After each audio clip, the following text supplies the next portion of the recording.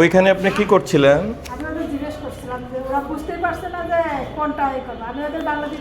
আচ্ছা, এবার প্রধান শিক্ষক সাহেব বলেন যে আপনার ক্লাস 6-এর বাচ্চারা রিডিং পড়তে পারে না কেন? এটা কি আপনার দায়িত্বের মধ্যে পড়ে কি না? বাচ্চাদের টেক কেয়ার করা কি আপনার দায়িত্বের মধ্যে পড়ে? তাহলে ওরা রিডিং পড়তে পারে না কেন? কবিতা তো ছোট কবিতা, বড় লাইন না। ক্লাস 6-এর বাচ্চা রিডিং পড়তে পারে না, এটা নিয়ে আপনি কখনো খবর নিয়েছেন, খেয়াল করেছেন, বা এটা নিয়ে কোনো ব্যবস্থা নিয়েছেন? আপনি তো সরকারি হাই স্কুলের প্রধান শিক্ষক, আপনি এই বিষয়কে মানে অবগত ছিলেন বা জানেন?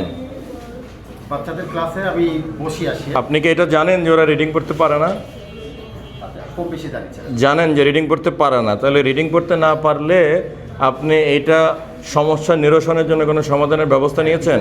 টিচারদের সাথে বসে ওদেরকে হাতের লেখা এবং রিডিং ভালো করে পড়তে পারে এই বিষয়ে আমরা কাউন্সিলের মিটিংয়ে আমরা আলোচনা করি। কিসের মিটিং আলোচনা করেছেন? টিচার্স কাউন্সিলের মিটিংয়ে। কবে মিটিং হয়েছিল? এই আপনার গত করলাম ঈদের আগে। ঈদের আগে মানে কোরবানি ঈদের আগে? কোরবানি ঈদের আগে করলে তাহলে এখনো বাচ্চারা পারে না কেন?